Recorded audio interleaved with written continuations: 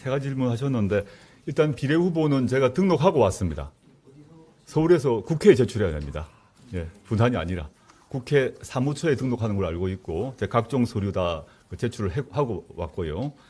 그 다음에 부산 방문은 제가 창당 선언을 2월 13일 날 부산 민주공원에서 했지 않습니까? 그 뒤로 이제 부산을 오지는 못했는데 그 전까지는 그 각종 그 창당 선언하고 시도당 창당대가 있었고 또 시도당 조직 작업이 있어가지고 부산 올 기회가 좀 어려웠고 그리고 지난주에 걸쳐서 지난주였던가요? 지난주 부산 날짜가 분명하지 않은데 3월 1일 아니요 그 말고 제가 호남 지역을 먼저 돌았습니다. 돌았고 이번에는 이제 동부를 그러니까 부울경 쪽을 이제 돌아야겠다 생각을 해서 그 일정을 잡다 보니까 오늘 저녁에 울산에서 시당대회가 열립니다. 그래서 지역적으로 맞춰야 되니까 울산 가기 전에 부산에 와서 보고 드리고 울산 가려고 일정을 오늘로 잡았습니다.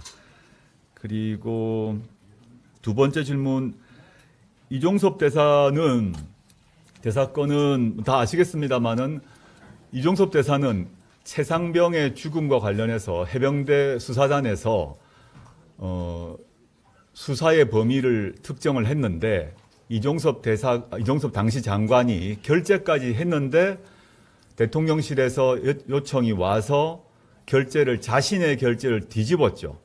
그래가지고 공수처가 이종섭 전 장관을 피의자로 입건하고 출국 금지를 내렸습니다.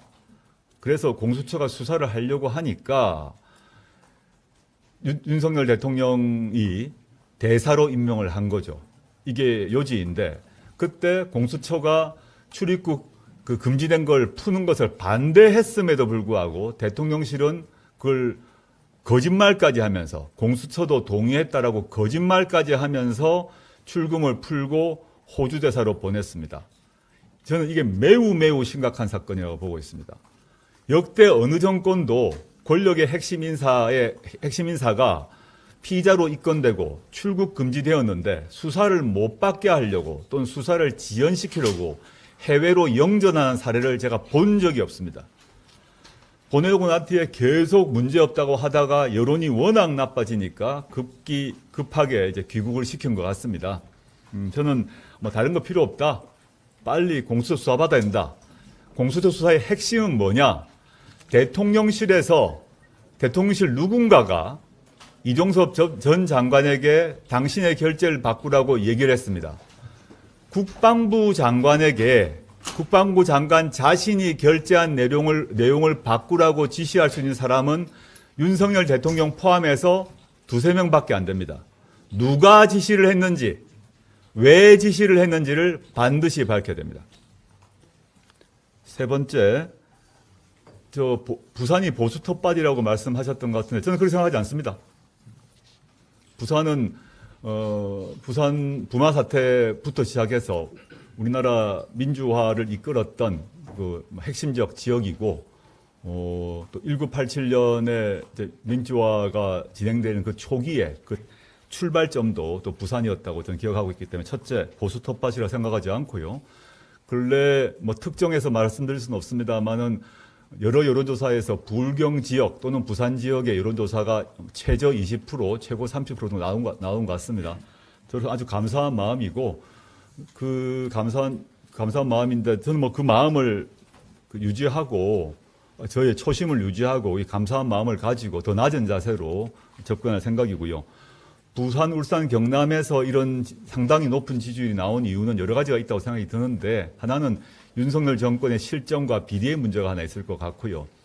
또 부산 지역 같은 경우는 엑스포 실패 뭐 등 이런 지역 균형 발전에 대한 그 윤석열 정권의 무심함에 대한 불만, 분노 이런 것이 결합되지 않았나 추측하고 있습니다. 네, 다음 분.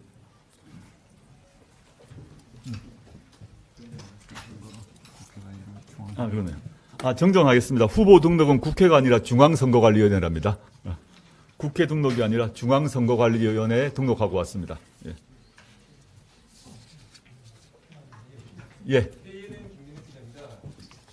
윤 전 대통령 예방하셨을 때는 어떤 말씀을 나누셨으며 유권자 입장에서는 그 민주당이 아닌 주공혁신당을 이렇게 지지해야 되는 차별성 그거에 대해서 좀 설명 해주시면. 두 가지 질문을 하셨는데요. 문 대통령을 이제 예방했던 거는 2월 12일이죠. 2월 12일 날 인사드린 게 전 2월 13일 날 부산민주공원에서 창당 선언을 하려고 마음을 먹고 있었고 그 전에 창당 선언하는 데 있어서 하루 사이에 결정하지 않지 않겠습니까? 제가 오랫동안 고민했고 오랫동안 준비를 했는데 창당 선언 전에 제가 모셨던 대통령님께 보고 드리는 게 맞다 생각해서 저의 계획을 또 간단히 말씀드렸고 대통령께서는 잘하라라는 덕담을 주셨습니다. 그 정도 답드릴 수 있을 것 같고 그 당시에 대통령님의 말씀은 당시 언론 보도에 나간 것 같습니다. 보도 자료가 나간 것으로 제가 기억하고 있고요. 두 번째는 제가 이제 민주당이 아닌 주공혁신당 어떤 차별성 그거에 대해서 일단 몇 가지가 있는데요. 첫째는 저희 조국혁신당 홈페이지 우측 상단에 보게 되면 강령이 있는데 기자 여러분들 강령을 꼭 보시면 좋겠는데 저희의 강령이 민주당보다 진보적이고 개혁적입니다. 그건 뭐 저희 말로만 하는 게 아니라 실제 문서로 정리되어 있으니까 예를 들어서 몇 가지만 예를 들어 보겠습니다. 검찰개혁 문제 같은 경우는 수사기소 분리 문제는 다 동의되어 있다 한다면 조국혁신당 같은 경우는 그걸 넘어서 검찰에 대한 국민적 통제가 반드시 필요하다는 입장을 갖고 있고 그래서 미국에서 이미 오랫동안 실시하고 있는 검사장 직선제 도입을 주장하고 있습니다. 예컨대 부산시장 뽑을 때 부산지검장을 뽑는 것입니다. 이 효과는 무엇인가 하면 서울중앙지검장, 부산지검장, 광주지검장을 직선으로 뽑는다는 얘기는 검찰총장이 마음대로 할 수 없다는 것입니다. 검찰 권력 자체가 분권화된다는 의미를 갖고 있고 그다음에 국민들 입장에서는 자기가 살고 있는 그 지역에서 검찰의 수사와 기소에 문제가 있다면 그 가장 상급자를 선거를 통해서 교체할 수 있다는 의미입니다. 이건 이미 미국에서 다 실시하고 있습니다. 새로운 제도가 아닌데 우리나라 같은 경우는 그 검사장 직선제라는 검찰에 대한 국민적 통제 제도가 없는 상태에서 검찰 수사의 독립성, 중립성을 보장해준다 하다 보니까 한계에 도달했다라고 보고 그런 게 있고요. 두 번째는 기재부 개혁이 있습니다.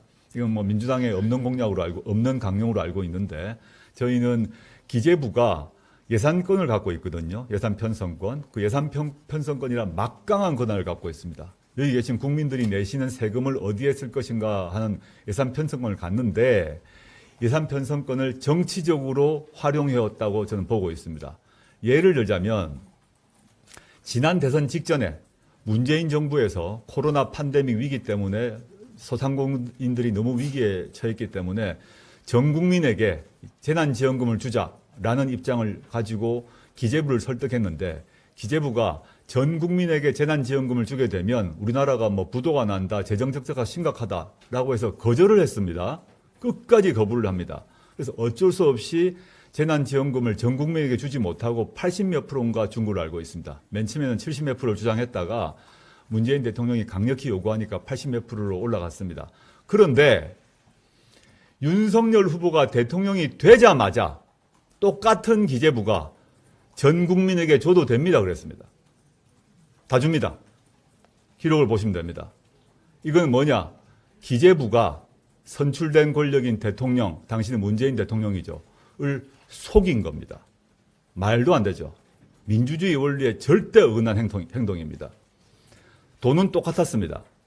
그런데 정권이 바뀌자 갑자기 없던 돈이 생겼습니까? 등등 그 외에도 여러 가지 이제 강령에 있어서 민주당과 차이가 있고요. 그리고 그 강령적 차이 말고 지금 보시면 뭐 너무 당연한 얘기인데 민주당은 우리 일당이고 또 수권 정당을 지향하기 때문에 당연히 중도층을 생각하고 행동과 발언에 있어서 보다 신중해야 한다면 그렇다 보니까 어쩔 수 없이 윤석열 정권과 싸우는 데 있어서 좀 조심스럽고 신중하게 나갈 수밖에 없습니다. 충분히 이해가 됩니다. 조국혁신당은 그 윤석열 정권과 싸우는 방식에 있어서 윤석열 정권 민주당보다 더 단호하고 더 빠르게 움직이려고 한다는 점에 차이가 있을 것입니다. 현행성 마이크 동영 기자입니다. 아까 정부 오면 야당 된다 이런 말씀을 해주시면서 가해생필품 가스 등이라든지 고용의 질이 나빠졌다라고 지적을 해주셨는데 구체적으로 이 문제를 좀 해결할 방안이나 정책 등이 있다면 설명 부탁드립니다. 뭐 지금 거기는 그 다음 주에 조국혁신당 정책위에서 발표할 생각인데 뭐 다들 보셨겠습니다만은 이 문제를 해결한 윤석열 정권의 방식은 대파 한 단에 얼마 보셨지 않습니까? 코미디입니다. 대통령이 온다는 걸 알고 가격을 맞춰서 하나로마트가 아부를 한 거죠. 이런 방식으로 물가가 내려갈 리 없고 사과값이 한 개에 10,000원 한다 그러니까 일본 사과 수입한다 하더만요. 이런 식의 그 정책은 펼지 않을 것이고 상세한 것은 다음 주를 기다려 주십시오. 이대일 변진성 기자입니다. 지금 이재명 대표가 좀 거리를 둔다는 얘기가 있는데 그거에 대해서 어떻게 생각하십니까? 저는 거리를 잘 못 느끼겠습니다. 무슨 말인지. 예. 지금 비례 관련해서 조국혁신당이 비례 이제 수치가 좀 제법 잘 나오다 보니까 계속 충돌한다는 이런 내용이 계속 나오고 있는데 이거에 대해서 어떻게 생각하십니까? 무슨 말인지 알겠는데요. 제가 모 유튜브에서 대구 시민, 본인이 아주 보수적인 대구 시민이라고 하는 말을 인용을 했더니 그 말을 제 말이라고, 조국의 말이라고 보도했던 중앙일보 등 기사가 있더만요. 전형적인 갈라치기죠.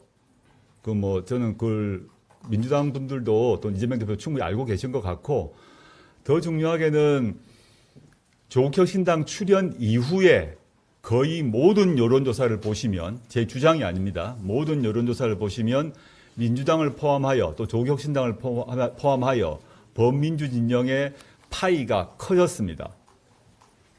그 안에서 누가 얼만큼 나눌 것인가의 문제 말고 전체 파이가 커졌습니다. 두 번째, 조국혁신당 등장 이후에 투표를 하겠다는 국민들의 의지가 높아졌습니다. 그럼 조국혁신당을 찍으러 오는 분들이 지역구를 어디를 찍을 것인가는 저는 거의 자명하다고 생각합니다. 이런 점에서 조국혁신당의 출연은 민주당에게 전혀 해가 되지 않습니다. 그 민주당에 계신 분들 알고 계실 것 같고, 다만 기자분이 질문하셨던 것과 관련해서 보게 되면 민주당이 주도로 만든 더불어민주연합의 후보들이 계시죠. 물론 거기는 뭐 민주당만 있는 것도 아니고 뭐 진보당, 기본소득당, 사회민주당 등 여러분들이 같이 이렇게 순번을 정해서 있는 걸로 아는데, 그 더불어민주연합이라는 민주당 주도의 연합정당과 조국혁신당 사이에 일정한 긴장이 발생하는 것은 사실일 것입니다.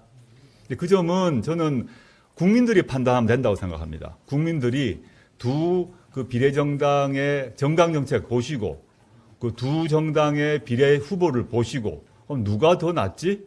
판단하시면 되는 문제죠. 어렵지 않다고 생각합니다. 조국혁신당 같은 경우에는 서울대, 법조인, 그리고 실제로 고위직 공무원 등 해서 사실 민생 정치랑은 조금 거리가 있는 게 아닌가라는 시선도 분명히 있습니다. 그럴 때 조국혁신당이 3년은 너무 길다라는 이런 정치적인 반윤 정치 메시지 말고 민생 정치에서 어떤 정치적 효능감을 가질 수 있는 대표 선수로 늘 1, 2선발이 누구가 있다라고 하는 말씀이십니다. 저는 제가 뭐 특정 학벌을 가지고 뽑았다고 생각하지 전혀 않고요. 뭐 선발 기준 나중에 뭐 리스트업을 양쪽 라인업을 보시면 남녀 라인업을 보면 아실 수 있을 것 같고, 다른 사람을 떠나서 저희 정책위 의장이 서왕진 전 서울연구원 원장이신데 그분의 활동 내역을 보시면 우리나라 거의 최고의 정책통이라 하실 수 있습니다. 대전환 포럼이라는 큰 단체를 이끄셨고 그 상임 운영위원장 하셨는데 그분이 우리 정책위 의장으로 와 있고, 다음 주부터 그 서왕진 정책위 의장 중심으로 민생 정책을 다 밝히실 것이다. 조금 기다려 주시면 좋겠습니다. 네네. 네, 안녕하세요. 저는 손질부 임선영 기자고요. 네. 최근 황운하 의원께서 비례에서 15석 동표를 언급하신 걸로 알고 있는데요.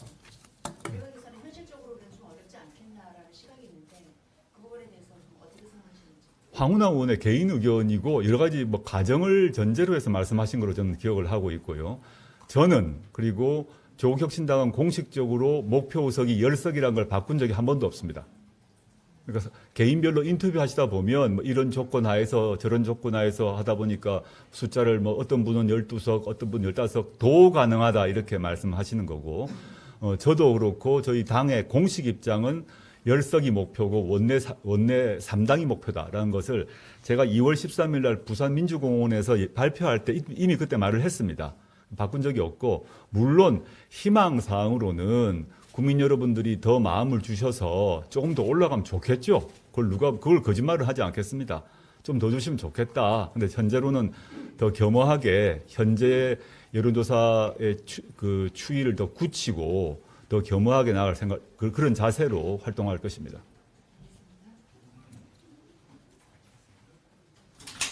예.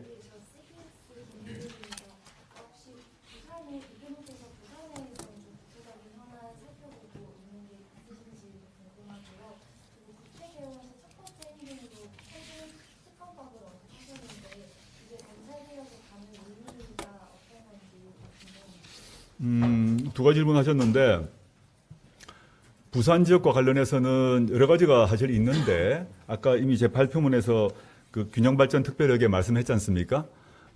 부산에서 예를 들어서 뭐 가덕도 신공항 조기 완공을 해야 된다는 거 다 같은 마음이실 건데, 조기 완공을 하려면 돈이 듭니다. 돈 없이 뭐 가덕도 돈 없이 뭐 되는 게 없죠. 그러면 부산 전체가, 또 부산만이 아니라 지역 균형 발전이 이루어지고 지방 분권이 되려면 당연히 예산이 필요하고, 특히 그중에서도 노무현 대통령이 만드셨던 균형 발전 특별회계를 획기적으로 증가하는 게 필요한데, 그게 제일 중요하다라고 생각하고요. 이미 말씀드렸고, 가덕도 경우는 빨리 가덕도 특별법 만들어졌고, 그걸 빨리 조기 완공하자라는 얘기가 여야가 뭐 의견차가 없을 것 같아요. 그럼 당연히 추진해야 할 것 같은데, 제가 하나 추가하자면, 가덕도 신공항을 만드는 데 있어서 서울 업체가 다 그걸 담당하는 이런 피해야 될 것 같습니다. 뭐 중앙정부와 지방정부가 협의를 해서 지역 기업이 그 신공항 건설에 참여하도록, 즉 배제되지 않도록 하는 조치가 반드시 필요하다. 안 그러면 서울의 대형 건설업체만 돈을 벌겠죠. 그런 게 필요하다 생각하고요. 두 번째 말씀하신 게 한동훈 특별법인데, 제가 황운하 의원이 저희 당에 입당을 하면서 저희가 원내정당이 되었습니다. 아주 꼬마 정당이죠. 그래서 원내정당이 되어서 국회 소통관에서 기자회견을 할 수 있는 그 권리가 주어져서 제가 첫 번째 기자회견을 하면서 1호 법안으로 한동훈 특별법을 발의하겠다라고 공표를 했습니다. 그 이유는 한동훈 비대위원장은 윤석열 정권의 황태자입니다. 살아있는 권력 중에 살아있는 권력입니다. 누구나 다 아실 것이고. 그런데 한동훈 비대위원장은 검사 시절에 살아있는 권력에 대해서 공정과 상식에 따라 수사해야 된다고 하면서 여러 가지 수사를 했고, 전방위적 수사, 저인망 수사를 벌였습니다. 그런데 현재 한동훈 비대위원장은 저의 주장이 아니라 공수처가 이미 손준성 검사에 의한 고발사주 의혹 사건에서 한동훈과 손준성 사이에 공모 혐의가 있다라고 공수처가 보았습니다. 왜 그러냐? 손준성 검사가 당시에 그 문제의 고발장 초안을 국힘 쪽으로 전달하기 하루 전날에 손준성, 한동훈 그리고 다른 하나의 법무부 고위간부 3명의 카톡방에 한동훈 당시 검사장이 60장의 사진을 올립니다. 공수처는 그 60장의 사진이 고발장과 긴밀한 연관이 있다고 의심을 했는데, 한동훈 검사장이, 당시 검사장입니다. 검사장이 자신의 휴대전화 비밀번호 26개인가 7개인가, 그건 정확하지 않습니다. 를 제공하지 않아서 그 내용을 보지 못했습니다. 저희 영입인사이시고 또 여성으로 득표를 1위 하셨고, 조국혁신당의 그 비례후보 1번인 박은정 검사 같은 경우는 당시 윤석열 한동훈 검찰에서 수사를 했습니다. 그분을. 그때 우리 박은정 후보는 자기 비밀번호를 줬어요. 한동훈 검사는 자신의 비밀번호를 27개월짜리로 설정하고 난 뒤에 안 줬고, 저희 당의 비례후보 1번인 박은정 부장검사는 수사에 협조하면서 자신의 비밀번호를 공개를 했습니다. 저는 한동훈 검사에 대한 그 자신이 손준성에게 제공했던 60개의 사진이 무엇인지를 밝혀야 하는데, 그 휴대전화는 제가 아는 바로는 아이폰의 비밀번호도 이스라엘에 보내면 풀려진다고 알고 있습니다. 저는 암호를 풀어야 한다고 생각합니다. 두 번째, 한동훈 비대위원장은 법무부 장관 시절에 윤석열 검찰총장이 1심에서 징계소송에서 패하자 그 승소를 이끌어낸 변호사들을 칭찬하거나 상을 주기는커녕 교체를 해버립니다. 패소할 결심을 한 것입니다. 그래서 한동훈 법무부 장관이 법무부 대리인인 변호사를 교체하는 바람에 그 뒤로 2심에서 윤석열 대통령이 행정소송에서 이기죠. 이 역시 직권남용의 혐의가 있고, 세 번째는 한동훈 검사의 딸 알렉스 한의 11가지 범죄 혐의, 그건 이미 언론에서 다 보도가 됐습니다. 논문 대필했다는 케냐 사람은 내가 대필했다고 나왔습니다. 여고생으로서 유수의 국제저널에 발표했던 영문 논문은 표절이라고 그 학회가 발표를 했습니다. 이에 대해서 경찰은 모두 무혐의 처리했습니다. 무혐의 처리의 이유가 아주 생뚱맞은데 어떠한 압수수색도 소환도 없었습니다. 이 세 가지에 대해서 조사를 받는 게 본인이 검사 시절에 내세웠던 기준으로 자신도 수사를 받는 게 공정과 상식이라고 생각해서 저희가 그 특검법을 제출했습니다.